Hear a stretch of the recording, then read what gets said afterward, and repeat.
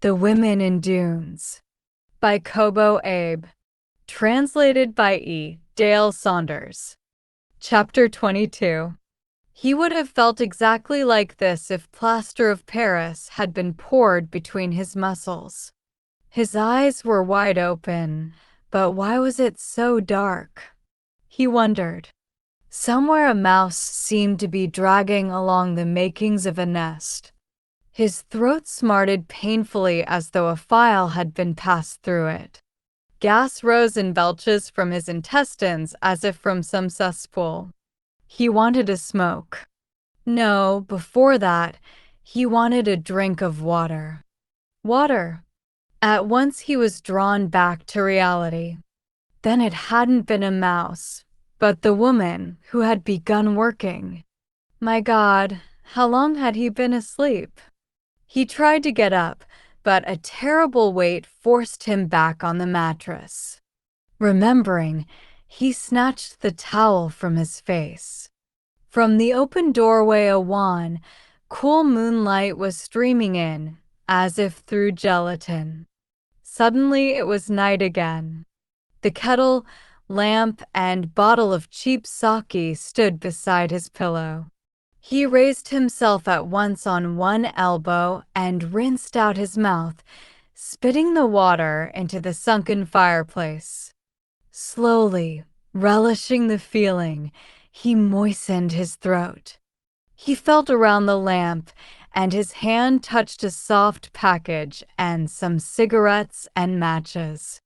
He lit the lamp and put a match to a cigarette. Then cautiously, he tried a mouthful of cheap sake. His scattered faculties slowly began to arrange themselves. The contents of the package consisted of a box lunch, 3 balls of rice mixed with wheat, which were still warm, 2 skewers of dried sardines, some dry, wrinkled radish pickle, and some boiled vegetable that had a bitter taste. The vegetable seemed to be dried radish leaves. He could eat only one of the skewers of sardines and 1 rice ball. His stomach felt like a cold rubber glove. When he stood up, his joints creaked like the wind howling over the zinc roof. Nervously, he peered into the water jar. It had been replenished and was brimming full. He dampened the towel and wiped his face. A shiver went through his whole body like a fluorescent light. He washed his neck and flanks and shook the sand from between his fingers. Maybe he should be satisfied with creature comforts and let the rest go. Shall I fix you some tea? The woman was standing in the doorway. No, thanks. My stomach is too queasy as it is. Did you sleep well? You should have got me up when you got up. The woman bent her head, giggling. Actually, I got up 3 times during the night and fixed the towel over your face. She had the coquetry of a 3-year-old who has just learned to use an adult's laugh. It was obvious she did not know how best to express her cheerful feelings or her embarrassment. He felt depressed and turned his eyes away. Shall I help you with the digging? Or would it be better if I did the carrying? Well, it's about time for the next basket lift to come. When he actually began working, for some reason, he did not resist it as much as he thought he would. What could be the cause of this change? He wondered. Was it the fear that the water would be discontinued? Was it because of his indebtedness to the woman, or something about the character of the work itself? Work seemed something fundamental for man, something which enabled him to endure the aimless flight of time. Once he had been taken along, when was it, by the Mobius man to a lecture meeting. The meeting place was completely surrounded by a low, rusty fence, and within the enclosure the surface of the ground was almost invisible beneath paper refuse, empty boxes, and rags of indiscriminate origin. What had ever put it into the designer's head to place such a fence around the site? Whereupon, as though his thoughts had materialized, a man in a tired suit of clothes appeared, leaning over the iron fence, earnestly trying to scrape it with his fingertips. His Mobius friend had informed him that it was a plainclothes man. Then on the ceiling of the meeting place there was a huge coffee-colored leaky spot the like of which he had never seen before. In the midst of all this, the lecturer was speaking. The only way to go beyond work is through work. It is not that work itself is valuable. We surmount work by work. The real value of work lies in the strength of self-denial. He heard the sharp signal of someone whistling through his fingers. Then there were carefree shouts and people running up, dragging the baskets. As usual, as they drew nearer they became quiet, and the basket was lowered in silence. He could feel that he was under close observation, but it would be of no use now to yell at the cliff. When the specified amount of sand had been safely hoisted, the tension relaxed, and even the feel of the air seemed to change. No one said anything, but it seemed that for the moment they had come to an agreement. He could see a very definite change in the woman's attitude, too. "Let's have a break. I'll bring some tea." Her voice and her behavior, too, were more cheerful. She was brimming over with an uncontainable zest. The man felt sated, as if he had eaten too much sugar. As she passed him, he brought himself to pat her buttocks from behind. If the voltage is too high, the filament burns out. Never had he intended to deceive her like this. Sometime he would tell her the story of the guard who protected the imaginary castle. There was a castle. No, it wasn't necessarily a castle. It could be anything: a factory, a bank, a gambling house. So the guard could be either a watchman or a bodyguard. Now the guard, always prepared for the enemy attack, never failed in his vigilance. One day the long-expected enemy finally came. This was the moment, and he rang the alarm signal. Strangely enough, however, there was no response from the troops. Needless to say, the enemy easily overpowered the guard in one fell swoop. In his fading consciousness, he saw the enemy sweeping like the wind through the gates, over the walls, and into the buildings unhindered by anyone. No, it was the castle, not the enemy, that was really like the wind. The single guard, like a withered tree in the wilderness, had stood guarding an illusion. He sat down on the shovel and lit a cigarette. The flame caught at last with the third match. His fatigue spread out into a sluggish circle. Like India ink dropped in water, it was a jellyfish, a scent bag, a diagram of an atomic nucleus. Some night bird had found a field mouse and was calling to its mate with a weird cry. An uneasy dog bayed deeply. High in the night sky there was a continuous, discordant sound of wind blowing at a different velocity. And on the ground the wind was a knife continually shaving off thin layers of sand. He wiped away the perspiration, blew his nose with his fingers, and brushed the sand from his head.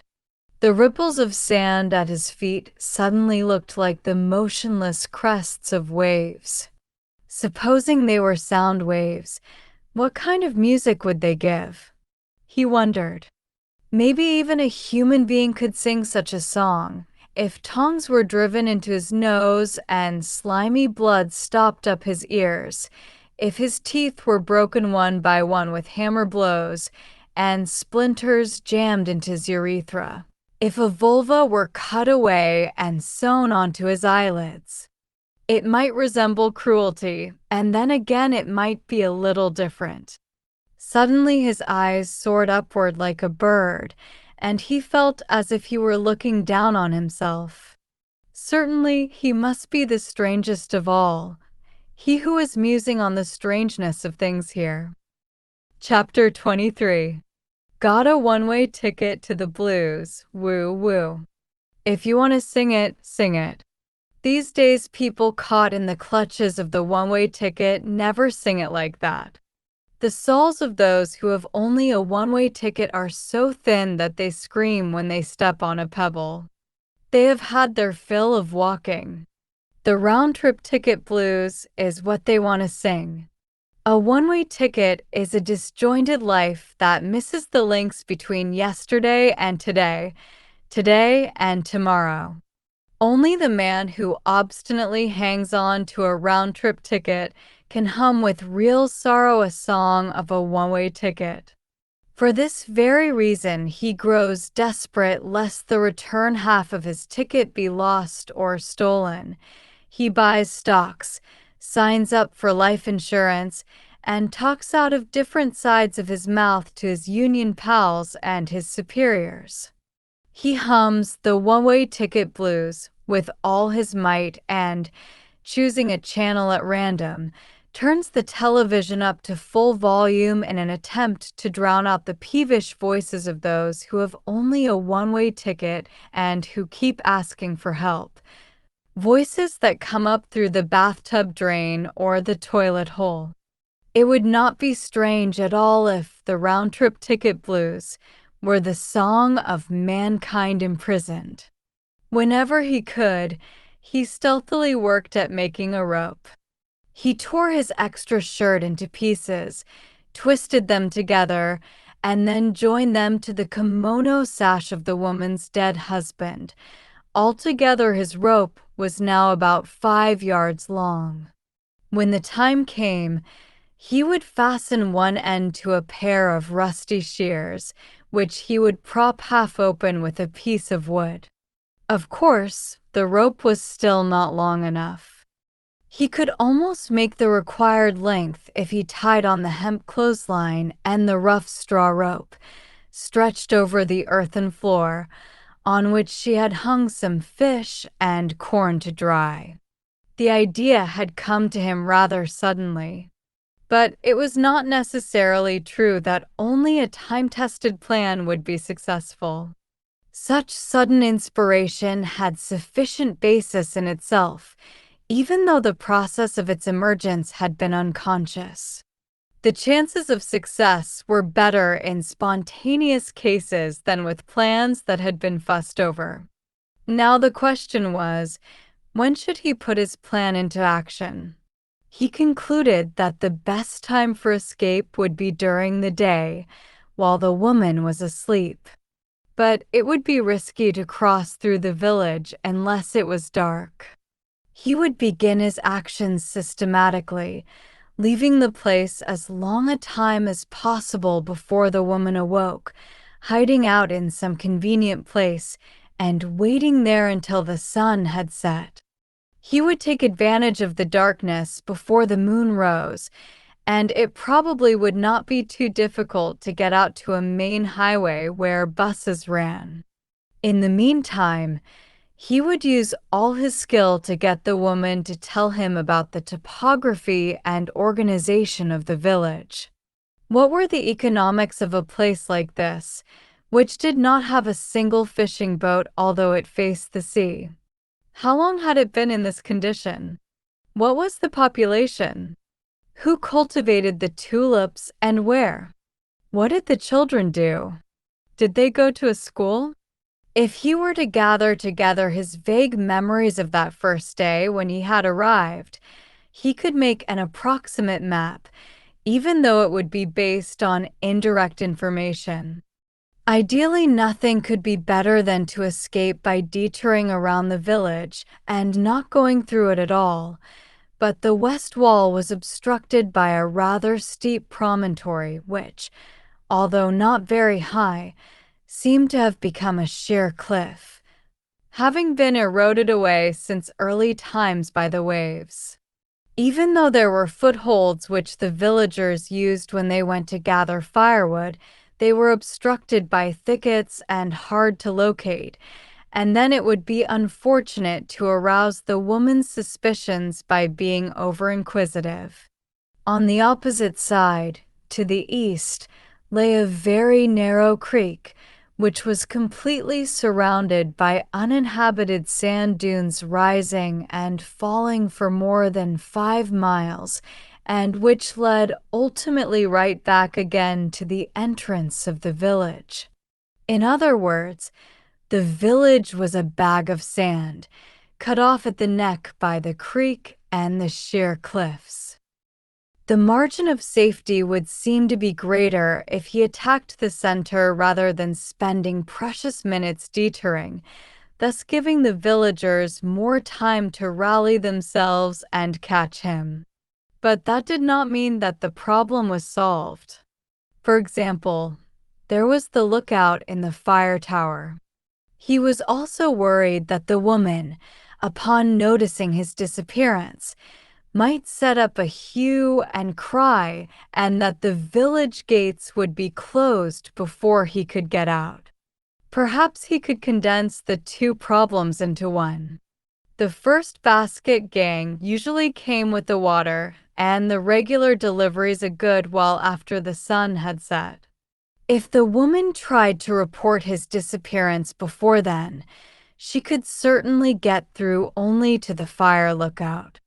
The question came down to just what he should do about the fire guard.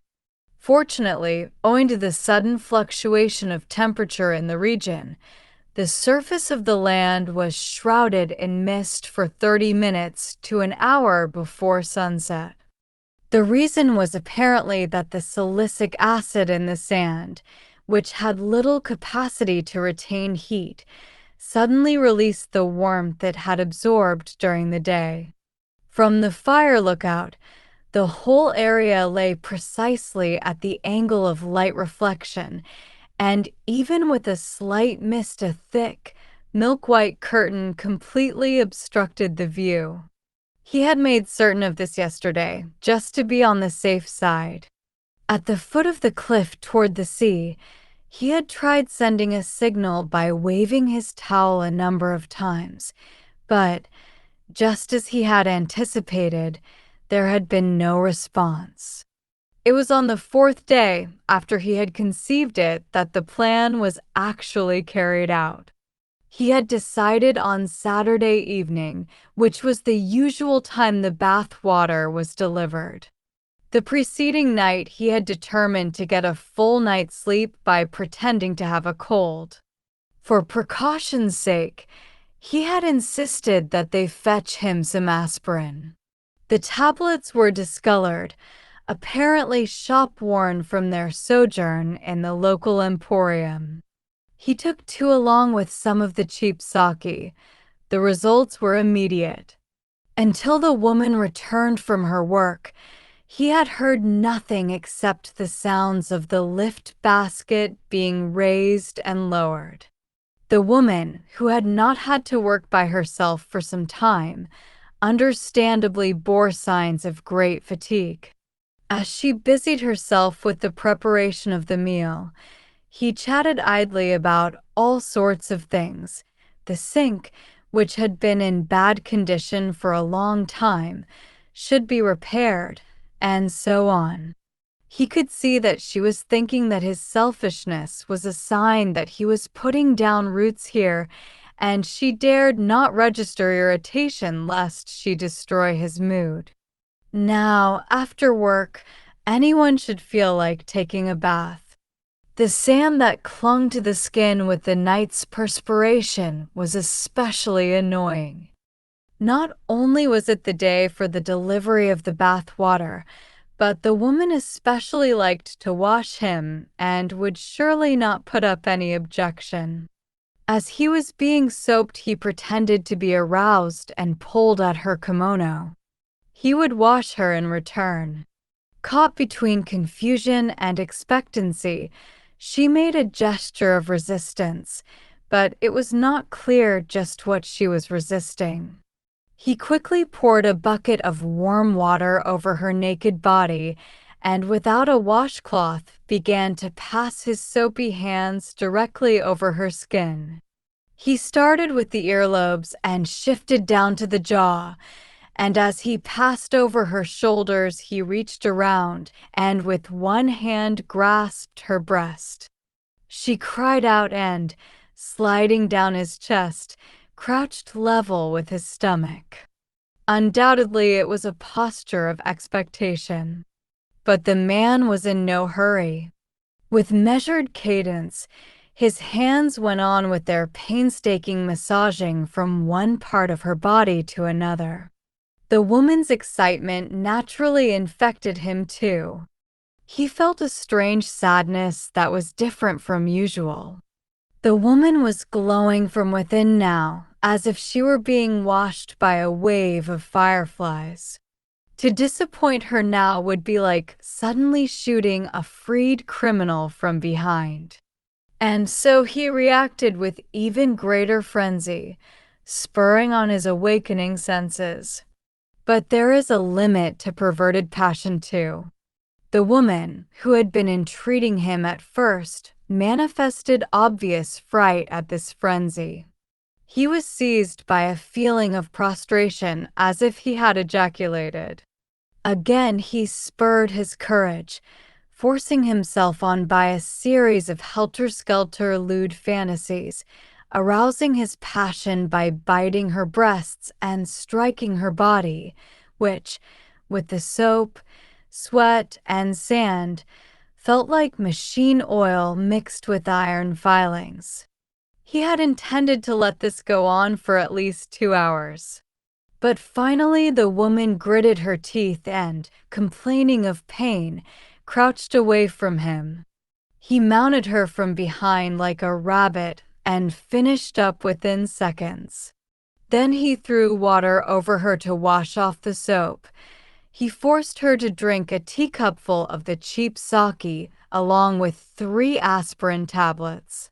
She would sleep straight on through without awakening until night, and, if things went well, until she was awakened by the cries from the basket gangs.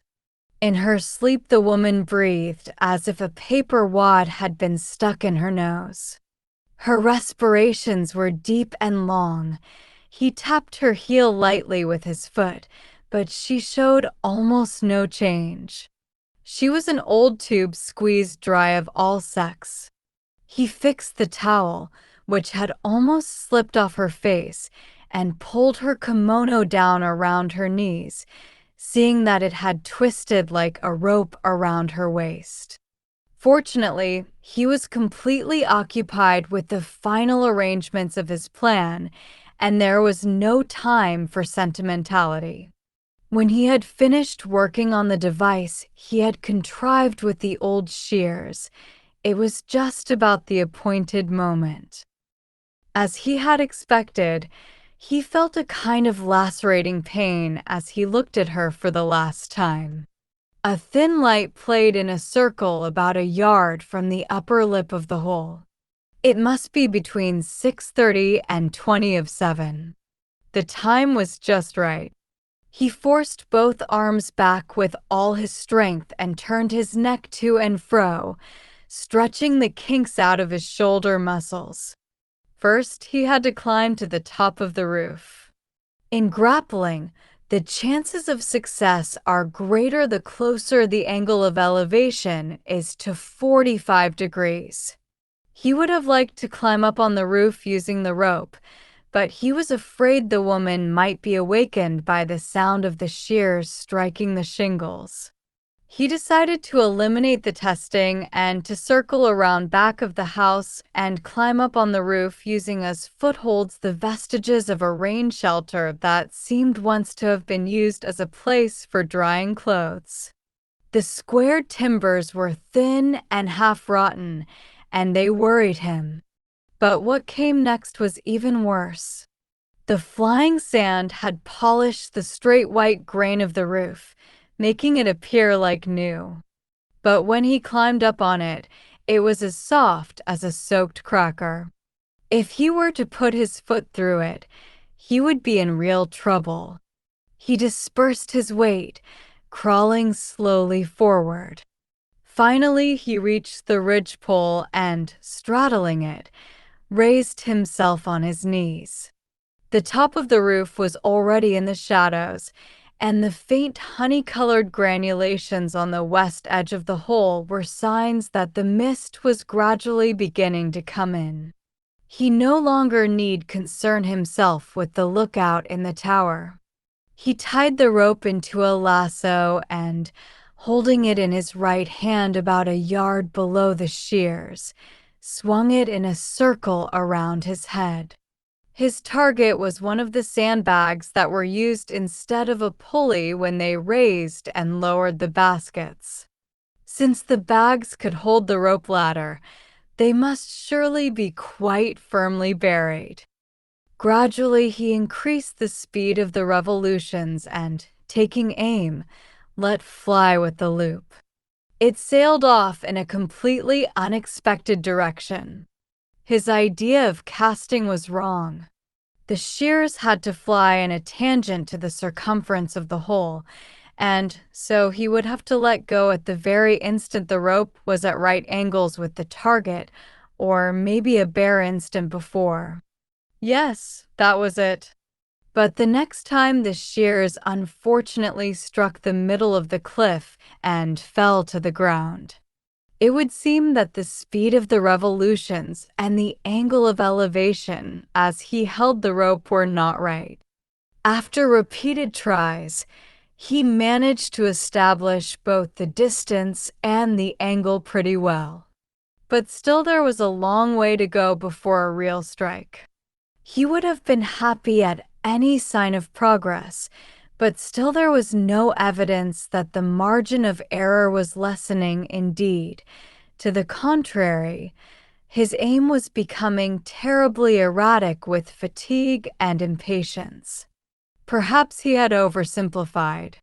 He felt unreasonably angry and close to tears, as though someone had actually deceived him. Yet there seemed to be some truth in the law of probability, according to which the chance of success is directly proportionate to the number of repetitions. With something like the 30th try, when in despair he had given up hope, the rope flew straight over the bags. The inside of his mouth felt prickly, and even though he kept swallowing, the saliva kept welling up. But it was still too soon to be pleased with himself. He had simply got hold of money with which to buy a lottery ticket. He would see now whether he would win or lose. All his nerves strained toward the rope as he drew it gently toward him, as if he were pulling on stars with a strand of spider's web. It resisted. At first he could not believe it, but the rope actually did not move. He tried exerting more pressure. His body was poised, waiting for the moment of disillusion. Was it to be now? Or now? But there was no longer any room for doubt. The hook improvised from the shears had bitten firmly into the bags. What luck! What unbelievable luck! From this minute on, things would really go in his favor. With a giddy heart, he got down from the roof and walked to where the end of the rope, now hanging perpendicular, was gently shaving away at the sand cliff. Ground level was right there, so near he could scarcely believe it. His face was stiff and his lips trembled. Columbus's egg must have been hard-boiled. Keep it hot too long, though, and it would spoil. He grasped the rope and slowly began hoisting himself. Suddenly it began to stretch as if it were rubber. He was startled, and the perspiration gushed from his pores. Fortunately, the stretching stopped after about a foot. He tried bringing all his weight to bear, and this time there seemed to be no further cause for worry. He spit on his hands, fitted the rope between his legs, and began to climb hand over hand. He rose like a toy monkey climbing a toy coconut tree. Perhaps it was his excitement, but the perspiration on his forehead felt strangely cold. In an effort to keep the sand from falling on him, he avoided brushing against it and depended solely on the rope. But he felt uneasy as his body turned round and round in the air. The dead weight of his torso was more than he had anticipated, and his progress was slow. And whatever was this trembling? His arms had begun to jerk in spite of him, and he felt almost as if he were snapping himself like a whip. Perhaps it was a natural reaction, in view of those 46 horrible days. When he had climbed a yard, the hole seemed 100 yards deep, 2 yards, 200 yards deep. Gradually, as the depth of the hole increased, he began to be dizzy. He was too tired. He mustn't look down. But there was the surface. The surface where, no matter which way he went, he would walk to freedom, to the very ends of the earth. When he got to the surface, this endless moment would become a small flower pressed between the pages of his diary, poisonous herb or carnivorous plant. It would be no more than a bit of half-transparent colored paper. And as he sipped his tea in the parlor, he would hold it up to the light and take pleasure in telling its story. And now he hadn't the slightest intention of accusing the woman anymore. He could definitely guarantee that if she wasn't exactly a lady, she was also not a prostitute. If she needed any backing later, he would gladly guarantee it, as much as she wanted. She was a stupid creature whose only merit was that she clung to her round-trip ticket, like him. But even with the same round-trip ticket, if the point of departure was different, the destination was naturally different too. It would not be particularly strange, in fact, if his return ticket were to be her ticket out. Even suppose, for the time being, that she had made a mistake. After all, a mistake was a mistake. Don't look down. He mustn't look down. A mountain climber, a window cleaner on some skyscraper, an electrician atop a television tower, a trapeze artist in a circus, a chimney sweep on a factory smokestack. The instant of his destruction was the instant he looked down. Chapter 24. He had made it. His fingernails struck the sandbags and, not caring if his hands were stripped of their skin, he frantically scrambled up. There, he was on top. He no longer had to worry about slipping back even if he relaxed his grip. Yet it was impossible for him to straighten his arms, and for minutes he remained as he was, clutching the bags tightly to him. On this day of his liberation, the 46th he had been in the pit, a violent wind was raging. As he began to crawl along, his face and neck were struck by stinging grains of sand. He had not counted on such a savage wind. In the hole he had just felt that the sound of the sea was closer than usual, and right now should be the moment of the evening calm. Yet if it was blowing this much, surely he could not hope for any mist.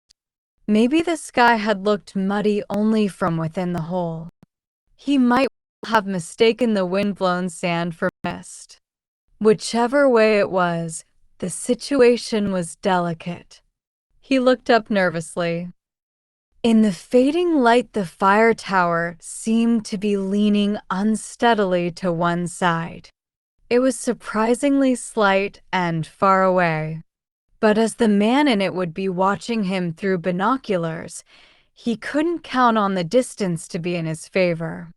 He wondered if they had already spotted him. No, if they had, they would have instantly rung the alarm bell. On a stormy night almost a half-year ago, the woman had told him a bulwark had given way in a hole located on the western outskirts of the village, and the house in it had been half buried. And then it had rained. The water-soaked sand had doubled in weight and crushed the house like a matchbox. Fortunately, no one was injured, but the next morning the whole family had tried to run away. In less than 5 minutes after the alarm was sounded, they could hear the wailing of the old woman being led along the road and back. The family seemed to have had hereditary mental trouble, the woman had added in a convinced tone. No, he could not waste any time.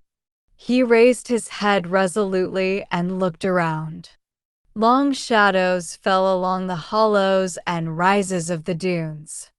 The landscape was bathed in a murky reddishness, and the wisps of wind-blown sand streaming out from the shadows were swallowed up one after the other by other shadows. Could he escape detection behind his screen of blowing sand? Looking back over his shoulder to check on the effect of the light reflection, he stared in amazement. The wind-blown sand was not alone responsible for the pall of milky smoke that lay over the landscape, shading the sinking sun with crayon strokes of color. All at once a shredded and shifting mist was steadily rising from the surface of the ground. If it was blown away in one place, it rose in another. Swept clear here, it billowed up there.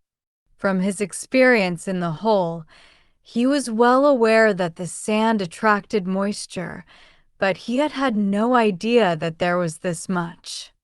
It looked like the scene of a fire after the firemen have gone. Of course, it was a thin mist, not very conspicuous in the reflected light, but a good camouflage, enough to conceal him from the eyes of the lookout. He put on his shoes, which he had thrust into his belt, and stuck the coiled rope into his pocket. With the shears attached, it would be a useful weapon in an emergency. The direction of his flight was toward the west, which was shielded by the refracted light. His first need was to find a place to hide until the sun went down. Well, let's get going. Keep your back down and run along where it's low. Don't lose your head now. Keep your eyes peeled and get a move on. There's a hollow to hide in over there. What was that suspicious noise? An unlucky sign? Maybe not. Up and get going. Not too much to the right. The cliff on the right was so low that he might be seen. A path had been worn in a straight line from one hole to another by the night basket crews.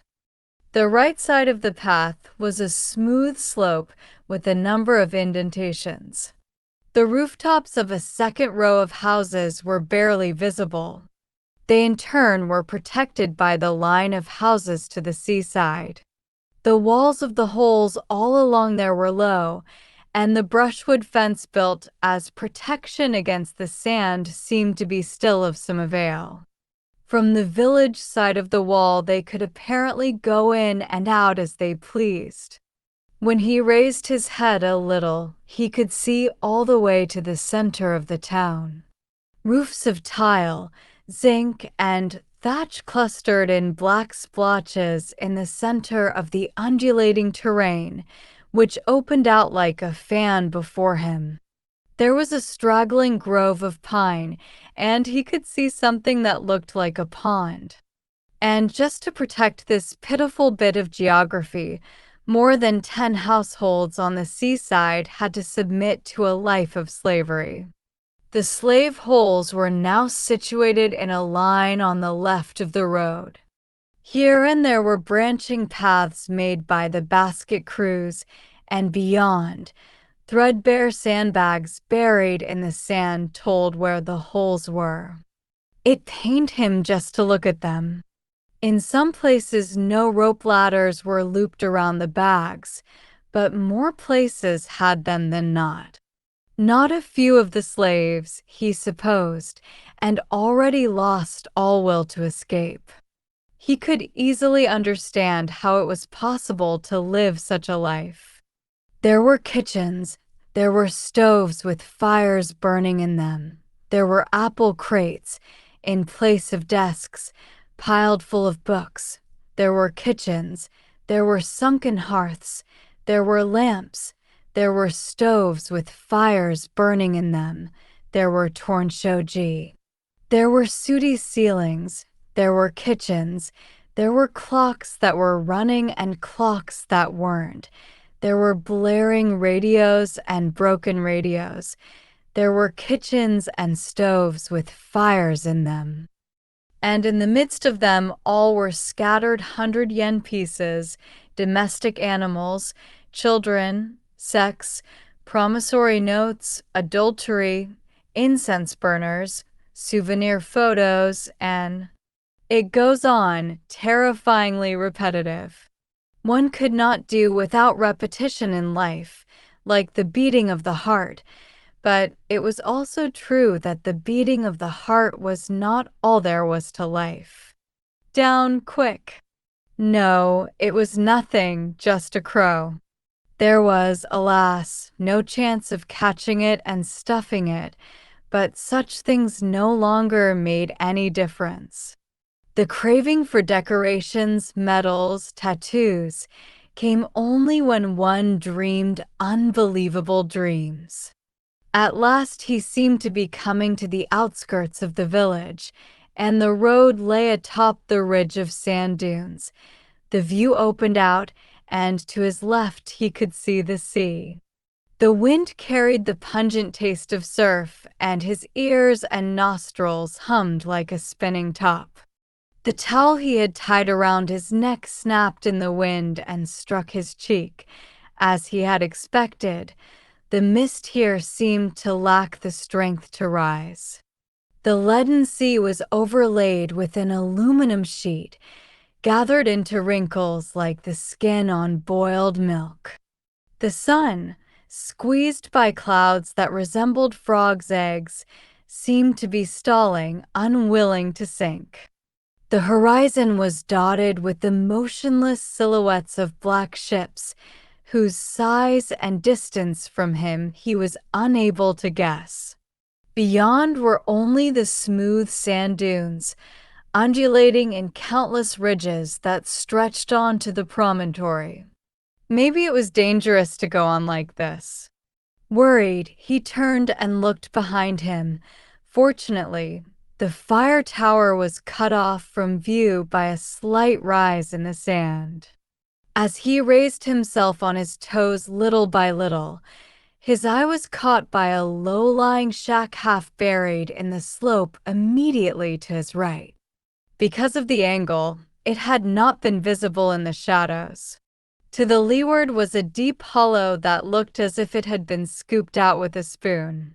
An ideal place to hide. The texture of the sand was as smooth as the underside of a shell, and there was not a sign of anyone's having been there. But what was he to do about his own footprints?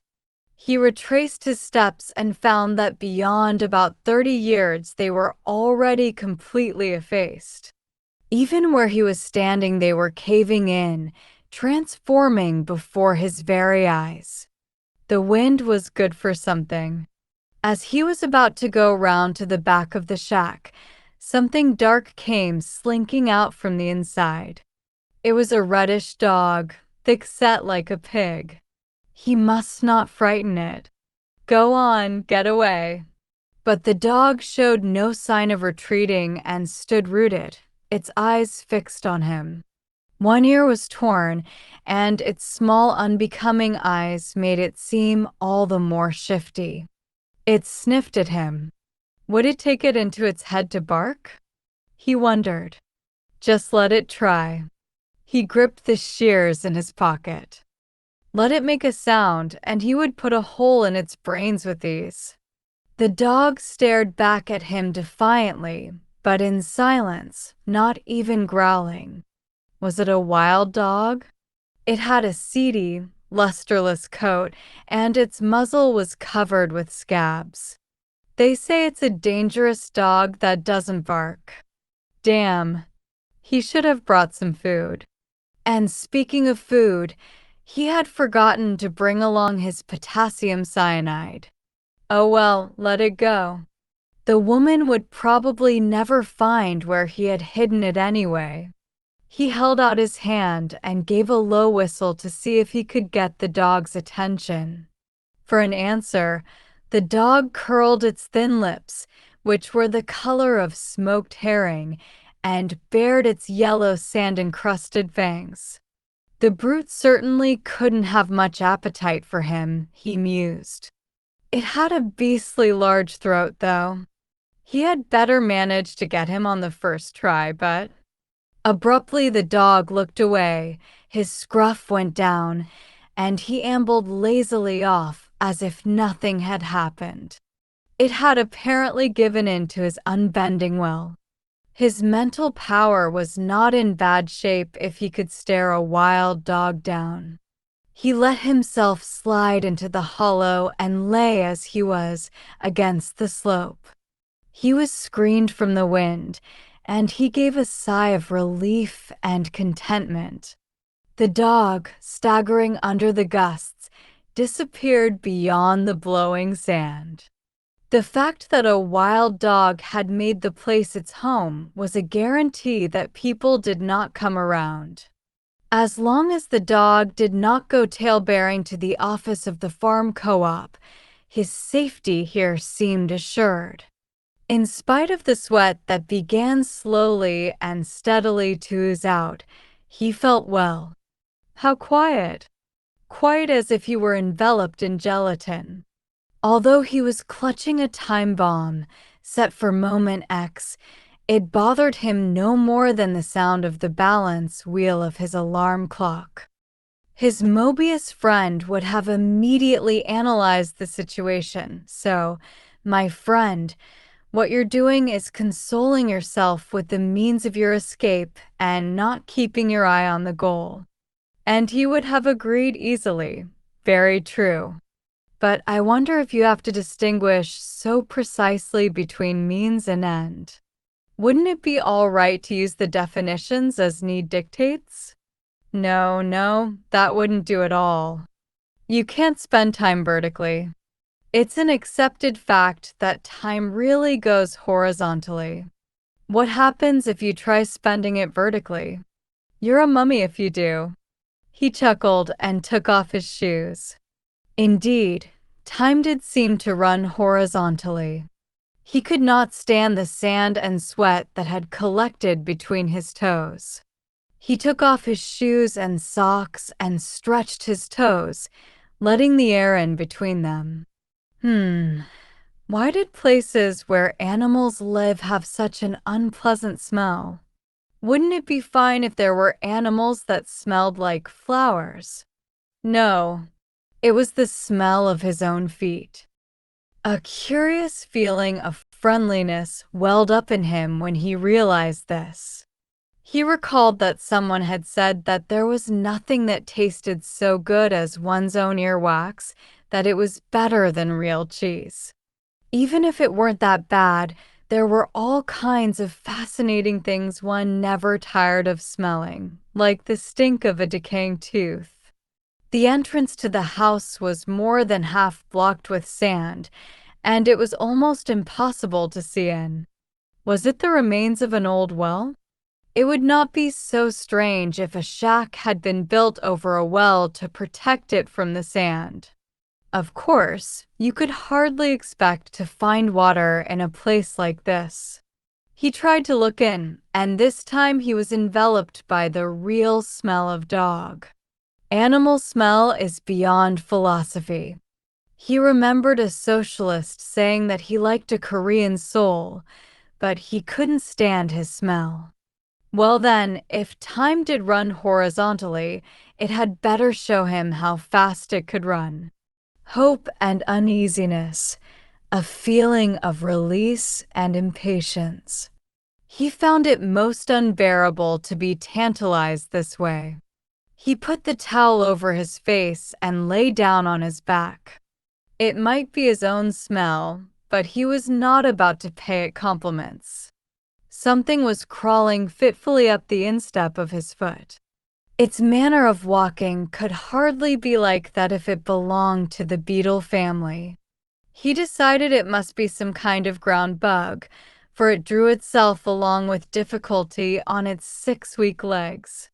He didn't even feel like finding out. Supposing for the time being it did belong to the beetle family, even so he still hesitated, wondering whether he really felt like going after it or not. He was apparently incapable of a definite decision. A breeze flipped the towel from his face. Out of the corner of his eye he could see a ridge of dunes glistening and golden. A smoothly rising curve cut off the line of gold and abruptly slipped away into the shadows.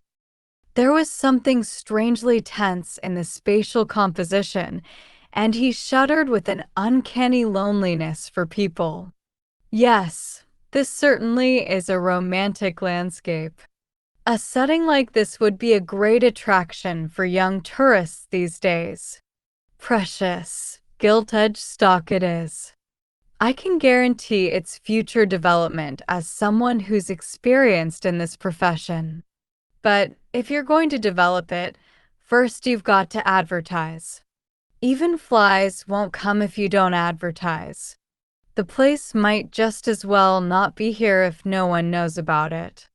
It's like having a precious stone and not finding a practical use for it. Well then, what shall we do?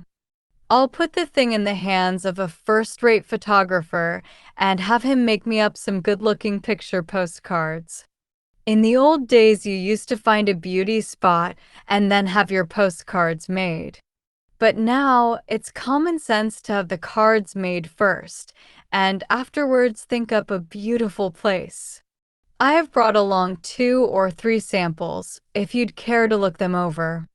The poor postcard salesman had come with the intention of taking the villagers in, but he had been the one to be taken in, and in the end he had got sick and died. But then he certainly could not imagine that the card man had been particularly eloquent. He had probably been surprisingly sincere in his hopes for the place and had doubtless staked all he had on the business. What in heaven's name was the real essence of this beauty? Was it the precision of nature with its physical laws, or was it nature's mercilessness, ceaselessly resisting man's understanding? Until yesterday, the very thought of this landscape had filled him with nausea. He had actually thought, in a fit of spleen, that the holes were just right for swindlers like picture postcard vendors. However, there was no reason to think of the life in the holes and the beauty of the landscape as being opposed to each other. Beautiful scenery need not be sympathetic to man. His own viewpoint in considering the sand to be a rejection of the stationary state was not madness, a 1/8 millimeter flow, a world where existence was a series of states. The beauty of sand, in other words, belonged to death. It was the beauty of death that ran through the magnificence of its ruins and its great power of destruction. No, just a minute. He would be in a spot if you were criticized for holding on to his round-trip ticket and not letting go of it. You like movies of wild animals and of war because you find that the same old day, following the same old yesterday, is waiting for you as soon as you come out of the movie house. You even like the films that stick so close to reality they nearly give you a heart attack. Is anybody really foolish enough to go to the movies with a real gun, loaded with real bullets? Certain kinds of mice that are said to drink their own urine in place of water, or insects that feed on spoiled meat, or nomadic tribes who know only the one-way ticket at best, can adjust their lives to the desert. If from the beginning you always believed that a ticket was only one way, then you wouldn't have to try so vainly to cling to the sand like an oyster to a rock. But nomads have gone so far as to change their name to stock breeders, so… Yes, perhaps he should have spoken about this scenery to the woman. Perhaps he should have sung her the Song of the Sands, which has absolutely no room for a round-trip ticket, even though he might have sung it badly. At best, he had given a poor imitation of a gigolo trying to catch a woman by dangling the bait of a different kind of life. But with his face pressed in the sand, he had been like a cat in a paper bag. The light on the ridge suddenly vanished. The whole landscape sank into darkness before his eyes. Unnoticed, the wind had died down, and now the mist was coming back strongly. That was probably why the sun had set so abruptly. Well then, let's go.